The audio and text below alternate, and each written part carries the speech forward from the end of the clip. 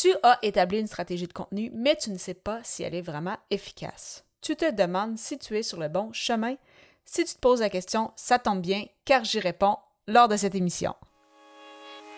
Les médias sociaux en affaires est ton rendez-vous hebdomadaire pour en connaître davantage sur les différents réseaux sociaux et les plateformes de création de contenu dans un contexte d'affaires.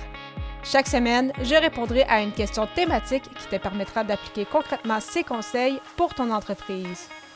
Si tu reconnais l'importance et la puissance des réseaux sociaux ainsi que de la création de contenu pour ton entreprise et que tu souhaites en apprendre davantage sur cet univers, tu es au bon endroit.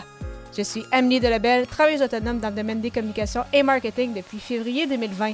Je travaille avec les réseaux sociaux et dans la création de contenu depuis 2014.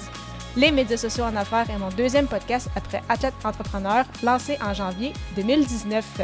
Bienvenue sur mon podcast.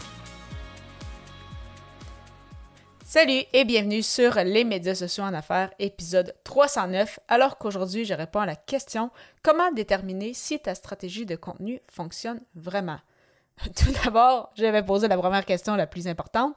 Est-ce que tu en as une? Si oui, c'est super. Si ce n'est pas encore le cas, vraiment important de la définir. Pourquoi?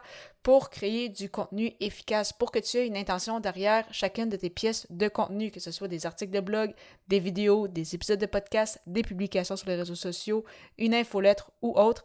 Mais vraiment, c'est ça, c'est important de savoir à qui tu t'adresses, ton fameux persona, quels sont tes objectifs, c'est quoi ta stratégie, c'est ça va être quoi ta stratégie globale, donc sur quelle plateforme tu vas te retrouver, quel type de contenu justement tu dois créer. Donc, en ayant tout ça en tête, eh bien, ça va être beaucoup plus facile de créer du contenu et d'avoir justement des retours, d'avoir de l'engagement. Et le plus important, c'est de convertir. Donc, justement, c'est ce qui va m'amener au prochain point. Donc, si tu en as une et que tu crées du contenu depuis déjà un certain temps, donc plusieurs mois au minimum, pour te donner justement une idée, mais justement, là, si tu es rendu à cette étape-là, c'est bien effectivement que tu te poses quelques questions. Donc, si ça fait déjà, c'est ça, par exemple, 4 mois que tu publies un épisode de podcast par jour, par semaine. Par jour, c'est beaucoup.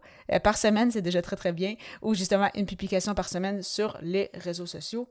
Tu dois te demander, est-ce que je convertis? Donc, est-ce que quand tu demandes aux gens, par exemple, de prendre rendez-vous avec toi, est-ce que tu as des rendez-vous?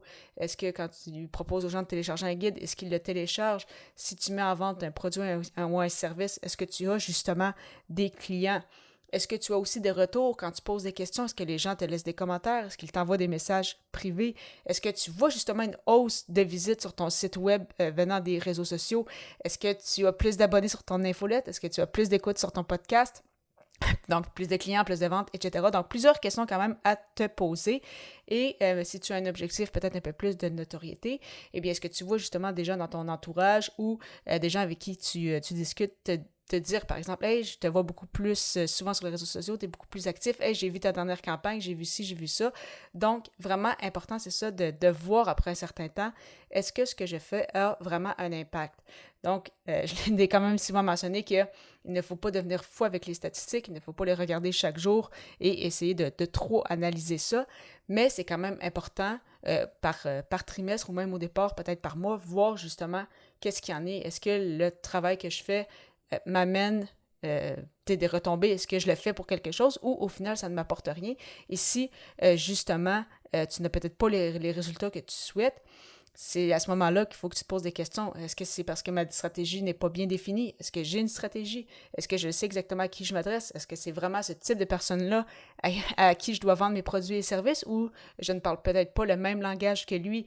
Est-ce que c'est peut-être des fois des problèmes? Ça peut sembler ridicule, mais il y a des gens qui sont capables d'amener beaucoup de trafic, par exemple, sur leur site web, mais une fois que les gens arrivent sur la page pour, par exemple, prendre un rendez-vous ou acheter un produit, eh bien, il y a des soucis techniques par rapport à ça, ça devient difficile. Donc, les gens, au lieu d'écrire pour dire « Hey, j'ai essayé d'acheter ton produit, c'est pas possible » ou « J'ai eu tel souci », des fois, les gens vont simplement quitter et ne plus jamais revenir. Donc, vraiment important de s'assurer si vraiment tout fonctionne à niveau technologique.